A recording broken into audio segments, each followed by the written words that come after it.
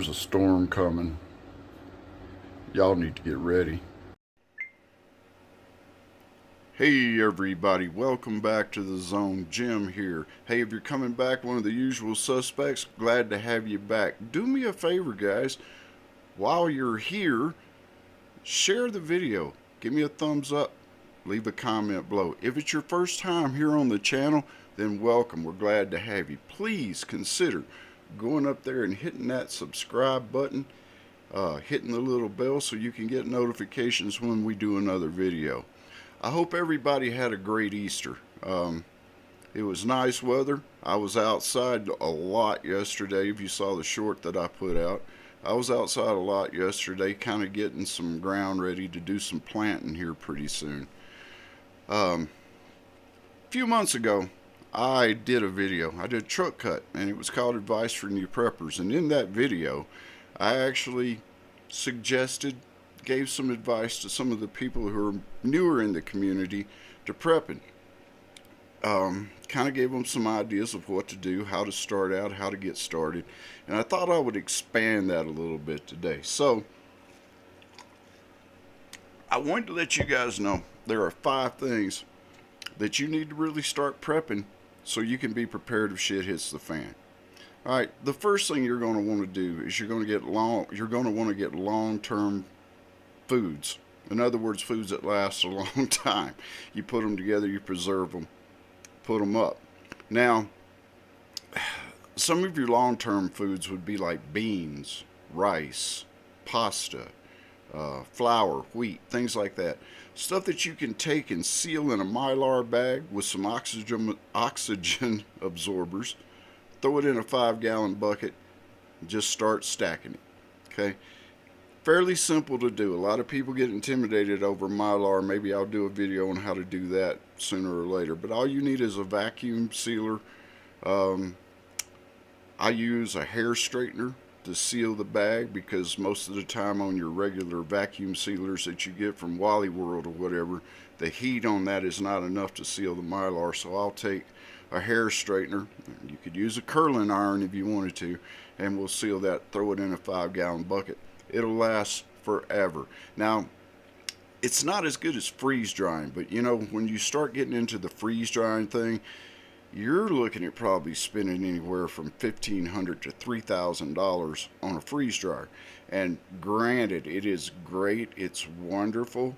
If you've got leftovers and you freeze dry them and put them up, you know, that's great. But not a lot of us can afford that kind of money, especially in Joe's America right now.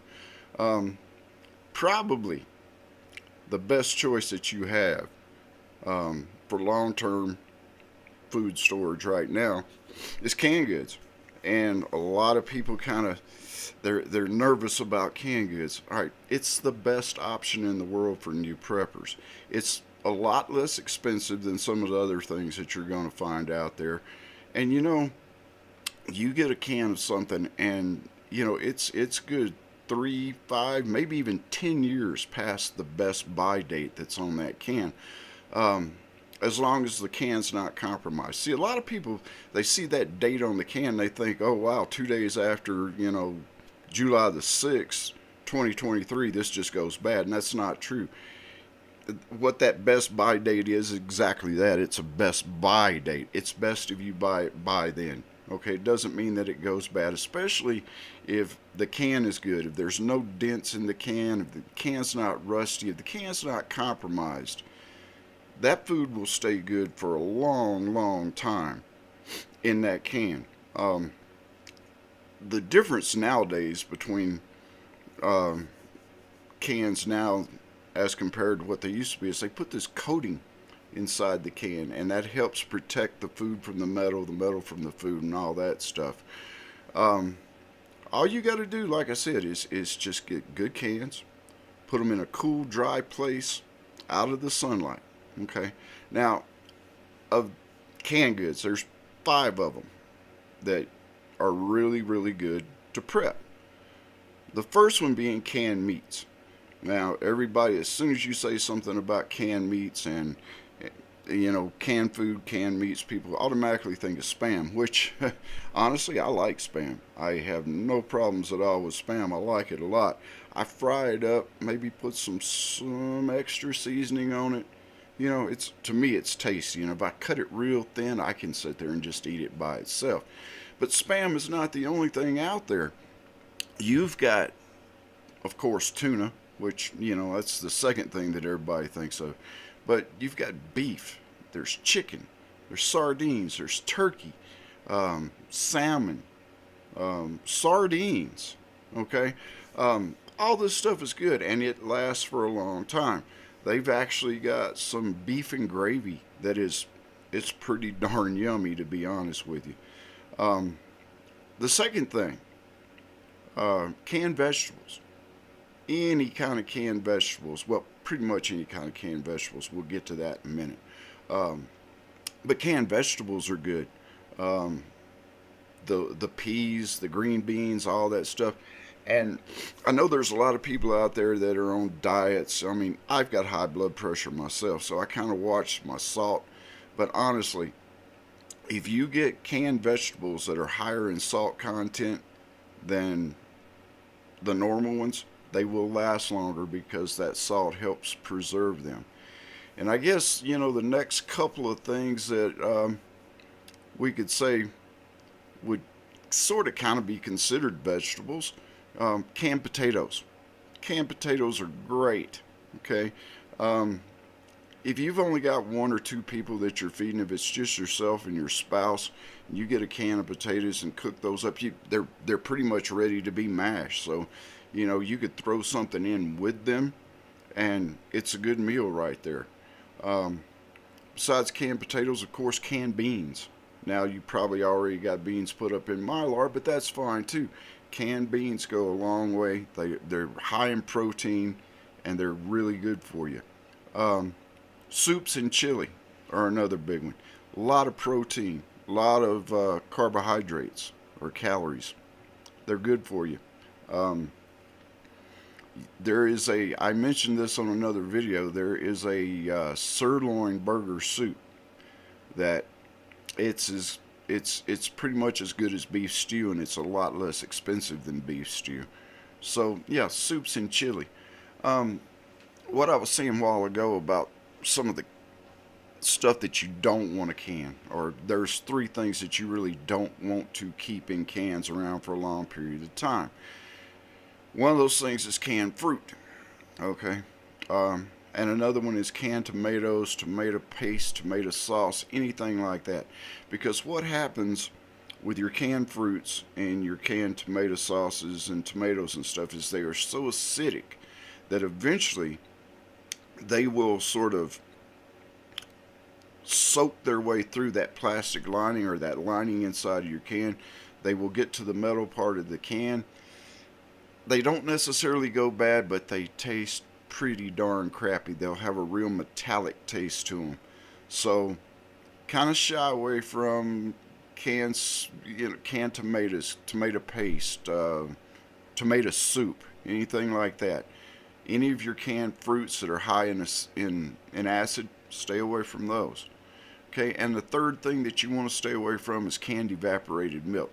Now, canned evaporated milk is really good, and it's got a lot of uses. However, it goes bad it's only a few months after that best by date that canned milk will go bad. Evaporated milk will go bad.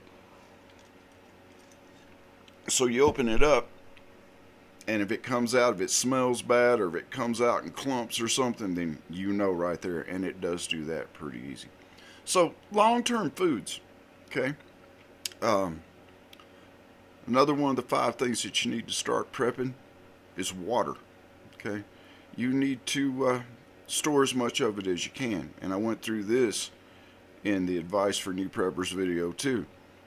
You get you gallon jugs. They can be leftover gallon jugs from your tea, from your milk, from whatever you got in your refrigerator. Sanitize them, rinse them out really, really good. Fill them up, put them in a place out of the direct sunlight where it's cool and kind of dark. Okay. Um, you also need to maybe stock up on some water filters, especially like the Berkeleys and things like that. If you've got that kind of system to purify water, you need to learn how to purify water. But stock up, have some extra water filters. Um, like I said, know how to purify water. Boiling it is good. They make pills that you can do it. The Berkeley filters are excellent. Okay. Also, look in some kind of rain catchment system. Okay, I've got a video on that too. I think maybe I'll put links to some of these below. Um, you can do a rain catchment system and get water off your roof, and it's fine for watering your garden, things like that. The dogs can drink it, and if you purify and filter it, you can even drink it. Okay, it's kind of, to me, it would be like a last resort kind of thing. But yeah, you can boil it, you can purify it, and you can drink it.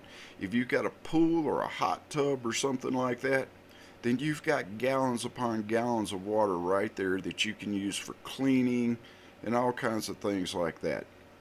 So, water is also very important. Number three, you need heat and fuel. Okay?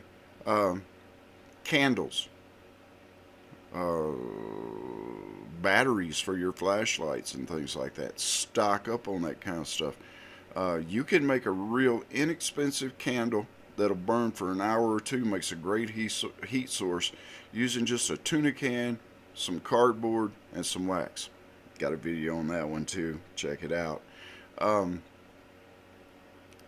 Wood is not, the thing about it is, and a lot of people say that wood's easy. You can always go out and get wood. Well, folks, shit hits the fan, grid goes down, people are without power, cold weather hits, and you're not going to be able just to walk out and just kind of pick up wood because everybody and their brother is going to be doing it. So get you an axe, get you some kind of saw or something, you know, learn. And believe it or not, there's an art form to chopping down a tree. So, you know, get that done too. Learn how to do that too. Um, Another thing, meds. A lot of people overlook meds. Those meds that you take every single day. Now, listen, if you're on a prescription, if you've got high blood pressure, if you've got a heart problem, if you've got some kind of physical condition where you are on medication, you need to kind of start putting up a little bit of that. Okay? Um, Also, just cough medicine, cold medicine, antidiuretics, things like that. There is nothing worse than opening up a can of bad evaporated milk and getting sick off of it and then not have anything to take care of the diarrhea. Make sure you got that going on. Um, Also, and I've said this before too, learn something about herbal medication. Learn something about herbal meds, how to home remedies, things like that. How to look at a plant and know what kind of properties it's got. There's plenty of books out there on this stuff. And if you've got a book, you got a picture right there in front of you. Okay? So learn that kind of stuff. And also, guys, emergency medical. Okay? Learn how to take care of injuries. If somebody gets a broke leg, if somebody gets a bad cut, God forbid if somebody gets shot, and you don't have a trauma kit, or you don't know how to stitch up something, or anything like that, that person just might die. Okay? So you need to have more than just some band-aids and some antiseptic wipes and some, things like that, some bee sting ointment. You need a little bit more than that. Get yourself tourniquets, get yourself trauma patches, okay? Things like that. And take a course. All right, go somewhere and take a first aid course. Learn CPR. It's either free or inexpensive, just depending on where you want to go. All right, but educate yourself. Be ready for it when it happens. All right. Okay, so those were, I think I said 5, but I don't know. What did we do? We did long-term foods. We did water. We did heat. We did meds. All right, so that's 4. I don't know where I got 5 from. Hey, actually, I do. The canned foods were actually number 2 on the list instead of blending in with all that. with the long-term foods, because the long-term foods are just that. They are long-term foods. They will last for a long, long time, probably up to 25 years. Whereas, like I said, on your canned foods and stuff, you probably got a max of 10 years on them before they'll start going bad. But anyway, thank you guys for stopping by. Appreciate you listening. Appreciate you stopping in. Please, like I said, if you get a minute, go up there and hit that subscribe button. I know it's been a little bit since I've done a video. Um, Plan on doing some more here pretty soon. Trying to get back into it. New job, trying to find the time, the whole 9 yards like that. It's kind of difficult. But y'all take care. Until the next time, God bless, and we'll see you later.